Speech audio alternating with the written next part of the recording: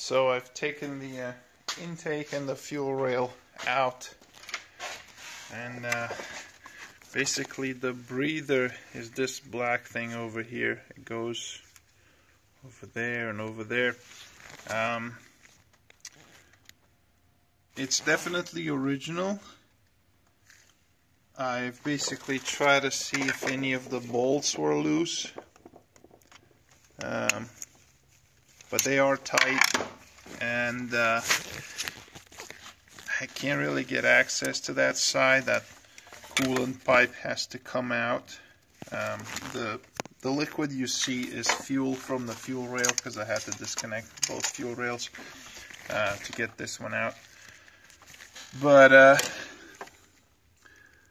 I'm at a point where it doesn't make sense to continue and get this old breather out, because if it's bad, then what? I still have to order a new breather, and then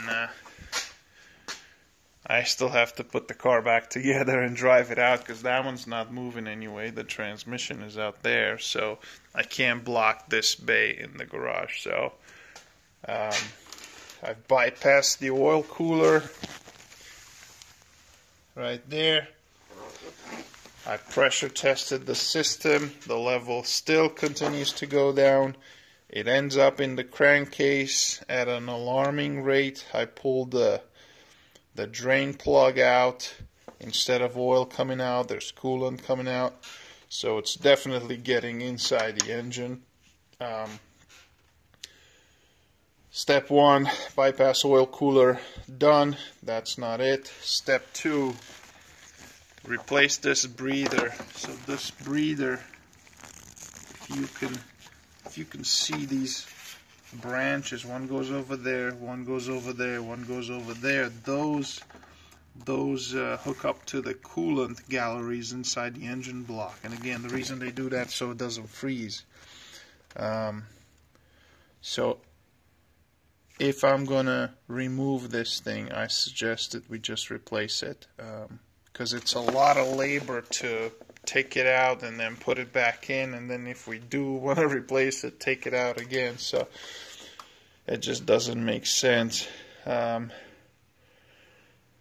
If that doesn't fix it, then it's not looking good. I guess my next step would be, maybe I could do that now. Take the valve covers off and make sure that the cylinder head bolts are tight and nothing broke. And pull the spark plugs and take a look inside the cylinder, see if there's any sort of coolant over there.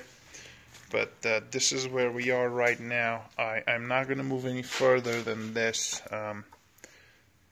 I would just replace that breather, and it may be the culprit and it may not be, but it's just too labor involved to get it out and then put the old one back in. And if it's cracked internally, we're not even going to see that. So in order to eliminate it and move forward, I would just replace this thing. The oil cooler, like I said, it's bypassed, so now